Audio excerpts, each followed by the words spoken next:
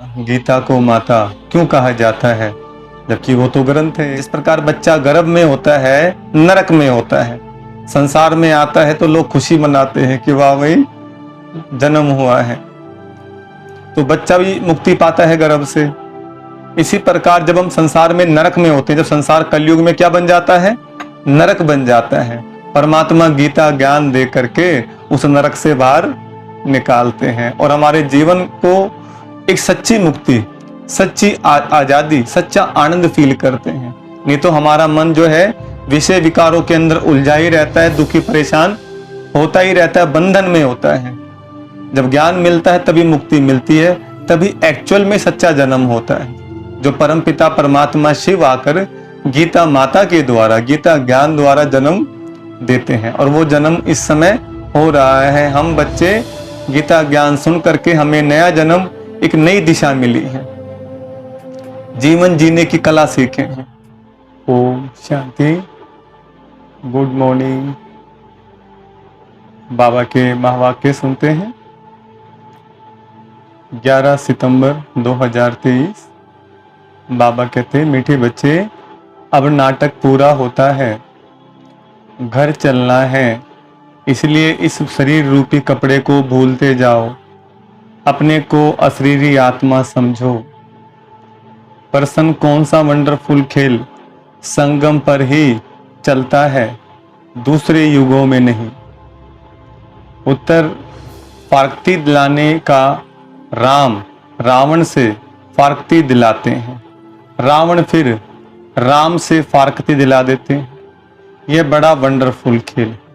बाप को भूलने से माया का गोला लग जाता है, इसलिए बाप शिक्षा देते हैं, बच्चे अपने स्वधर्म में टिको, देह सहित देह के सब धर्मों को भूलते जाओ, याद करने का खूब पुरुषार्थ करते रहो, देही अभिमानी बनो।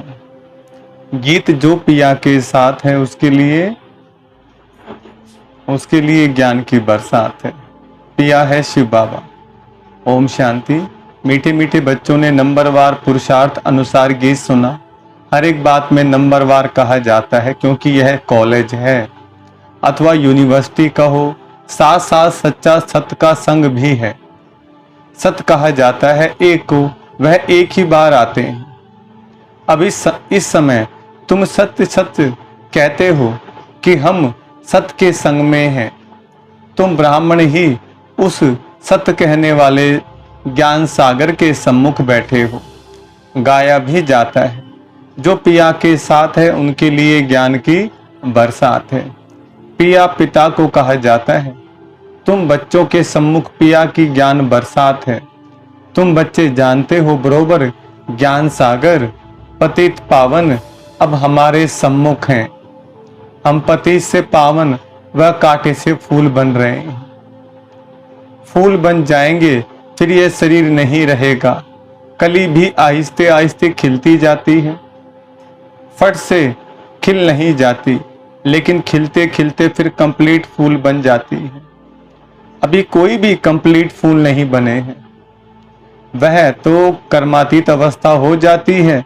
देही अभिमानी तो अंत में ही बनना है। अभी तुम सबका पुरुषार्थ चल रहा है। बाप है पारलौकिक पिता, यह दोनों संगम युग के अलौकिक माता पिता ठहरे। कोई कांटे भी हैं, कोई कली भी हैं। कली को खिलने में टाइम लगता है। तुम सब नंबरवार कलियां हो, फूल बनने वाले हो।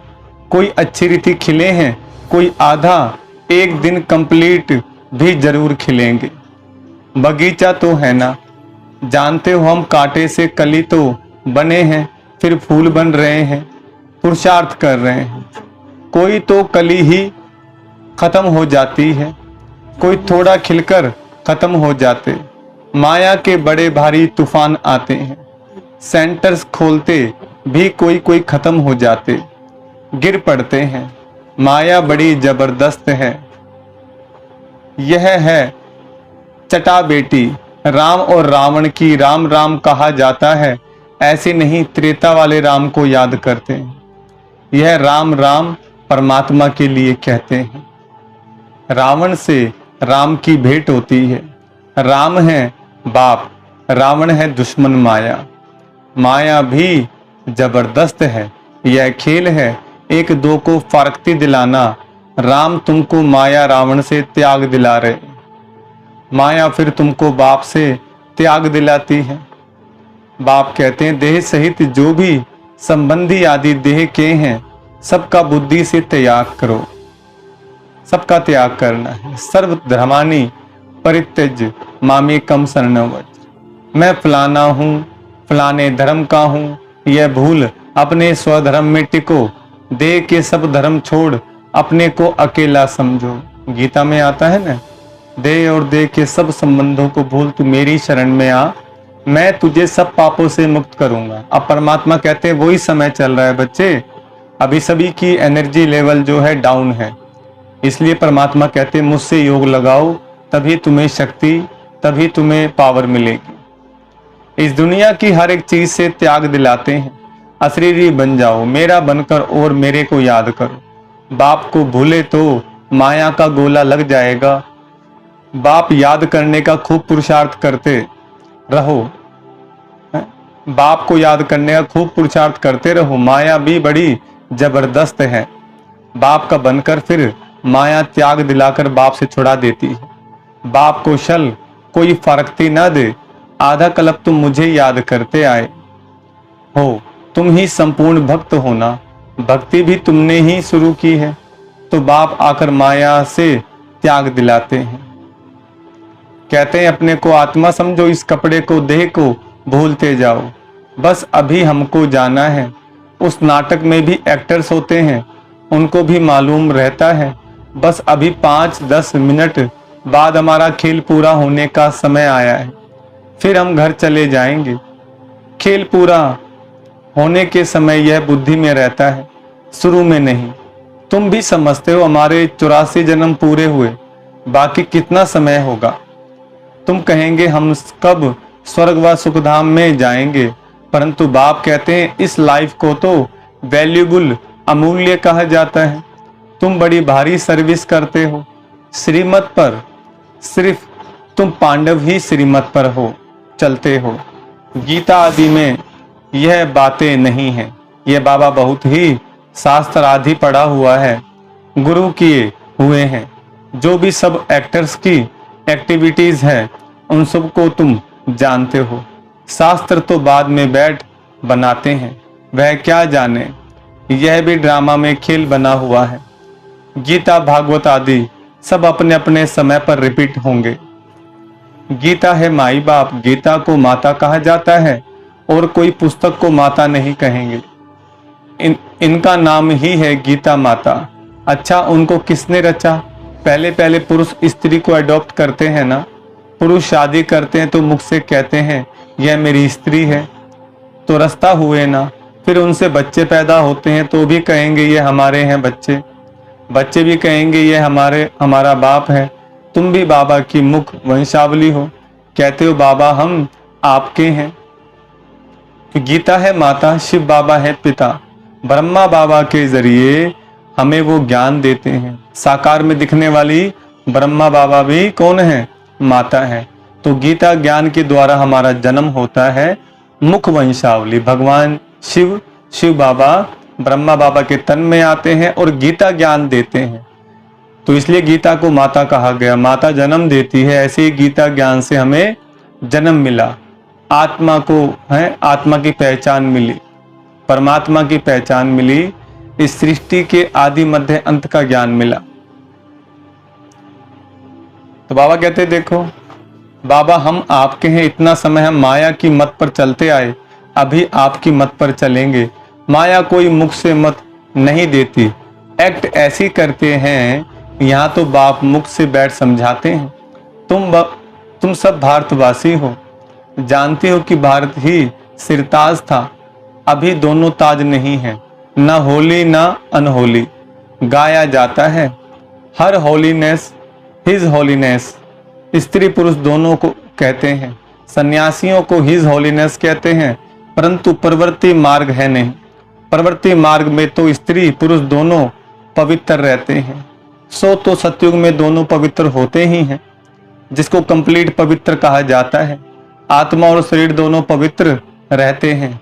यहाँ पतित दुनिया में दोनों पवित्र तो हो न सके, तो अभी तुम बाप के सम्मुख सुन रहे हो, जिसको ज्ञान बरसात कहा जाता है।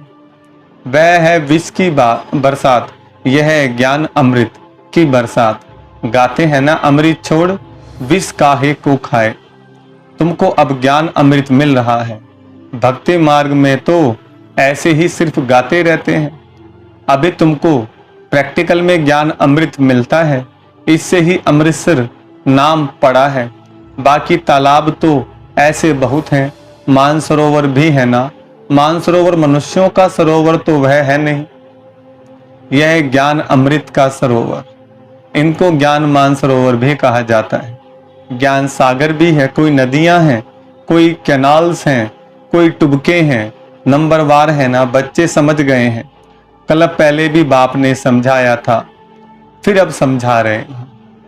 तुम निश्चय करते हो हम बाबा से राजयोग सीख रहे हैं, जिससे कल पहले भी हम स्वर्ग के मालिक बने थे।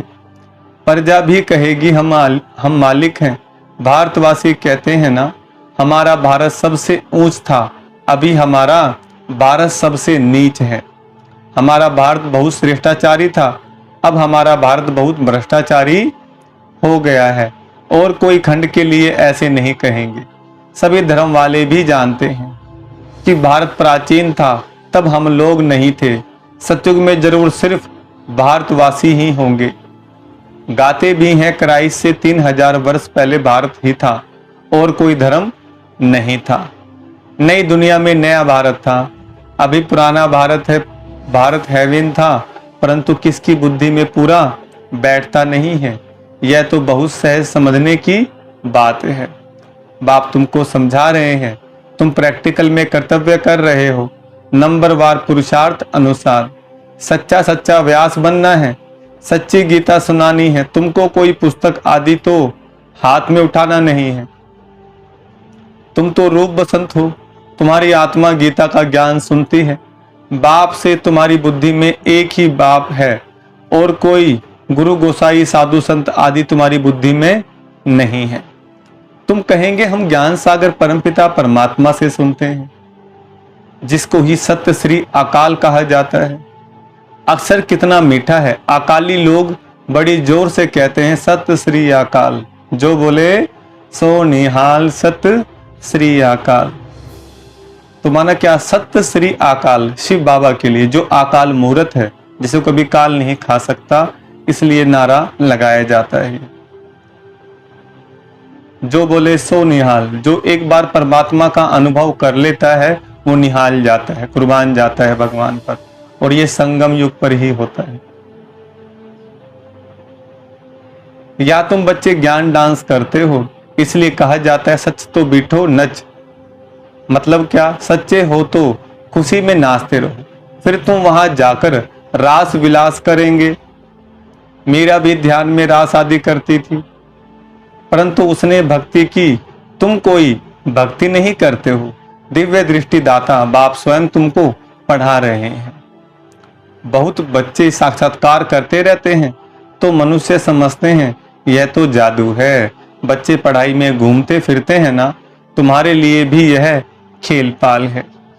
यह कोई सब्जेक्ट नहीं, इनके मार्क्स नहीं, खेलने कूदने की मार्क्स नहीं होती है। यहाँ भी जो इस खेल पाल में रहते हैं उनको ज्ञान की मार्क्स नहीं मिल सकती, क्योंकि ये समय पढ़ाई का है। अगर आपने विकारों में अपने आप को ही विजय आनंद लेकर के समय गवा दिया तो फिर मार्क्स नहीं मिलेंगे, पीछे रह जाएंगे। यह तो खेलपाल है, इसको अव्यक्त खेल कहा जाता है।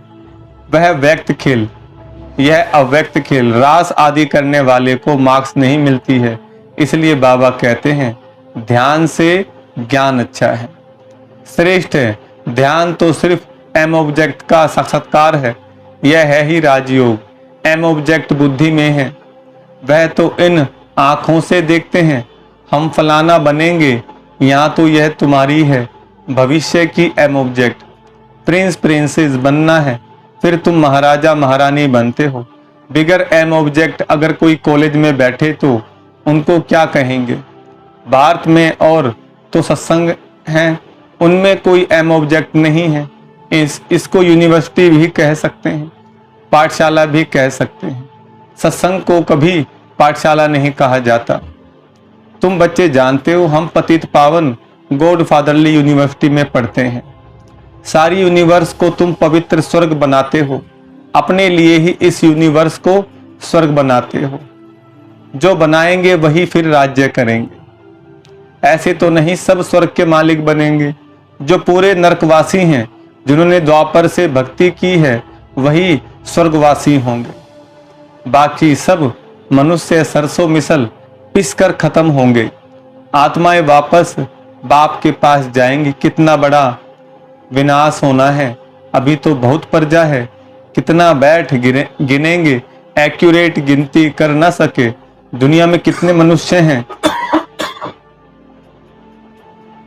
दुनिया में कितने मनुष्य हैं, यह सब खत्म हो जाएंगे।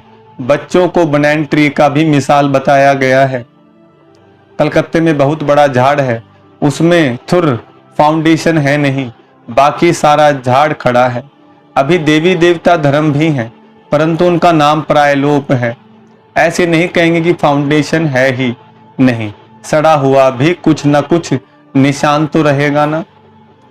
सच्चाई कितनी रह गई है, आटे में नमक के बराबर रह गई। तो मनुष्य में देवी गुण भी कितने रह गए हैं, आटे में नमक के बराबर।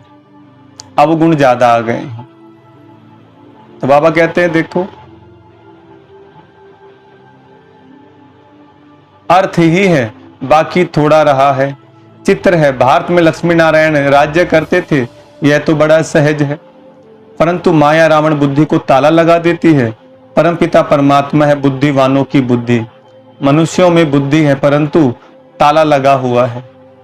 पत्थर बुद्धि हो गए हैं, अब बाबा फिर से तुमको पारस बुद्धि बनाते हैं, आत्मा को बनाते हैं। बुद्धि आत्मा में रहती है ना। कहा जाता है ना, तुम तो पत्थर बुद्धि भैंस बुद्धि हो। यहां भी ऐसे है, कुछ भी समझाओ तो समझते नहीं, श्रीमत पर चलते नहीं। श्रीमत तो सदैव कहेगी, बच्चे अंधों की लाठी बनो। सुनना और फिर सुनाना है, इसलिए सर्विस में दूर जाना भी पड़ता है। एक जगह बैठ तो नहीं जाना है। अभी तुम ज्ञान और योग सीख रहे हो, यहाँ तुम शिव बाबा के सम्मुख बैठे हो, सहज राजयोग सीख रहे हो। वर्षा लेने के लिए तुम आए हो, विष्णुपुरी की राजधानी के लिए। विष्णु की विजयमाला बनेगी। अभी तुम ड्रामा के राज को अच्छी रीति समझ गए हो। तुम जानते हो बरोबर डीटी सावरंटी थी, माना देवी देवताओं का राज्य था। सतयुग आदि में राजा रानी थे। अभी कलयुग अंत में तो राजा रानी कोई भी कहला नहीं सकते, परंतु गवर्नमेंट को मदद करते हैं, तो फिर महाराजा का टाइटल मिल जाता है। वह गवर्नमेंट भी टाइटल देती थी, राय साहब, राय बहादुर आदि। अभी तो तुमको बड़ा टाइटल मिल रहा है। प्रैक्टिकल में तुम हर होलीनेस, हिज होलीनेस महाराजा महारानी बनेंगे। तुम पर डबल ताज है, पहले होता है होली राज्य, फिर अनहोली राज्य होता है। माना सतयुग में पवित्रता का राज्य होता है और द्वापर में अनहोली माना अपवित्रता का राज्य। जो राजा होते हैं वो भी अश्लील हो जाते हैं, विषय भोगी हो जाते हैं, इसलिए उनको अनहोली राज्य बोलते हैं। अभी फिर अनहोली नो राज्य, प्रजा का प्रजा पर राज्य है। ड्रामा को समझना है। अच्छा, मीठे मीठे सिकलदे बच्चों प्रति माता पिता बाप दादा का याद प्यार गुड मॉर्निंग। रूहानी बाप की रूहानी बच्चों को नमस्ते। हम रूहानी बच्चों की रूहानी बाप दादा को नमस्ते नमस्ते नमस्ते। धारणा के लिए मुख्य सार है। पहला पॉइंट, रोज ज्ञान अमृत के मानसरोवर में स्नान कर आत्मा और शरीर दोनों को पावन बनाना है। माया की मत छोड़ बाप की मत पर चलना है। दूसरा, यह अमूल्य संगम का समय है। इस समय श्रीमत पर चल, सर्विस करनी है। सच्चा व्यास बन, सच्ची गीता सुननी और सुनानी है। रूप बसंत बनना है। क्या बनना है? वरदान, अनेक प्रकार की आग से बचने और सर्व को बचाने वाले सच्चे रहम दिल भव। वरदान का विस्तार। आज का मानव अनेक प्रकार की आग में जल रहा है।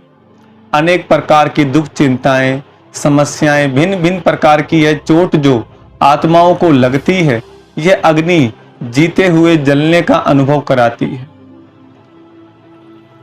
लेकिन आप ऐसे जीवन से निकल श्रेष्ठ जीवन में आ गए। आप शीतल सागर के कंठे पर बैठे हो, अतीन्द्रिय सुख शांति की प्राप्ति में समाये हुए हो, तो रहमदिल बन अन्य आत्माओं को भी अनेक प्रकार की आग से बचाओ। गली गली में ज्ञान स्थान बनाकर सबको ठिकाना दो। क्या कहा बाबा ने? गली गली में ज्ञान स्थान बनाकर सबको ठिकाना दो। राहत मिलेगी लोगों को। बहुत शांति चाहिए ना हर एक को आज, लेकिन पता ही नहीं है। स्लोगन है, जिनकी एक बाप से सच्ची प्रीत है उन्हें अशरीरी बनना सहज है। जिनकी एक बाप से सच्ची प्रीत है उन्हें अशरीरी बनना सहज है। अच्छा, ओम शांति।